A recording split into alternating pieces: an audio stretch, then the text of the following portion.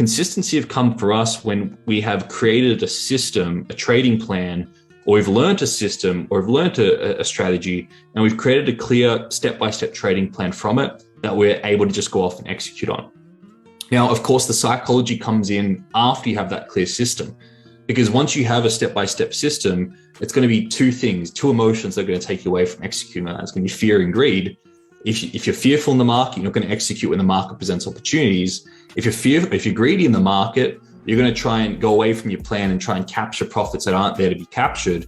So once you have that trading plan in place, it's now about mastering your trading mindset and learning the self-management tools to be able to manage your emotions so you can stick to your trading plan. But I know for me, and I know for a lot of traders, that consistency actually came from when they created a step-by-step trading plan, and then any of those psychological challenges that take them away from that trading plan, they learned how to regulate and how to manage.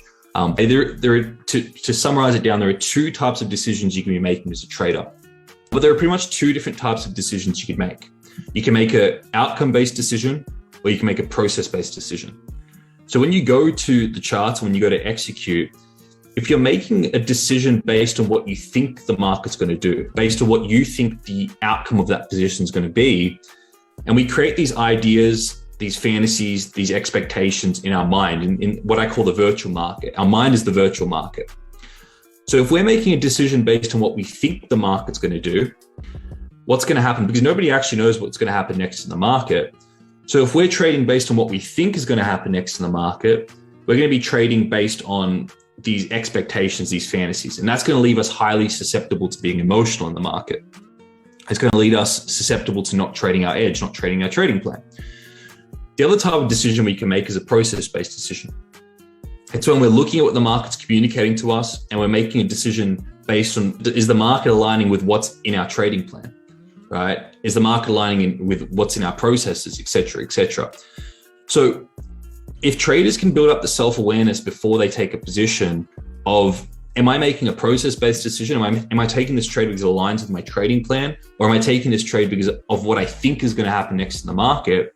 If a trader can build up the awareness before they trade of which decision they're making, stick to process-based decisions and avoid taking outcome-based decisions, I guarantee you that will get a trader, let's say 80 to 90% of the way towards consistency, assuming the trader has a trading plan and has an edge. Okay, does that make sense? So if a trader can go in there and differentiate between an outcome-based decision versus a process-based decision, all right, if a trader can do that before they execute in the market, they're going to have much lowered emotional volatilities. They're not going to be angry and they're not going to be resentful if they take a loss because they didn't have unrealistic expectations before that trade. And they're going to give themselves permission to just execute over 100 trades, over 1,000 trades, let their edge play out. And it's ultimately the consistent execution of an edge on a trading plan, or the consistent execution of a trading plan that leads to consistent results. So that trader is then going to have consistent results as a result. I hope that makes sense. But if I was to suggest one thing, it's about building up self-awareness of what type of decision you're making as a trader and learning to ground outcome-based decisions and learning to go back to process-based decisions and sticking to those.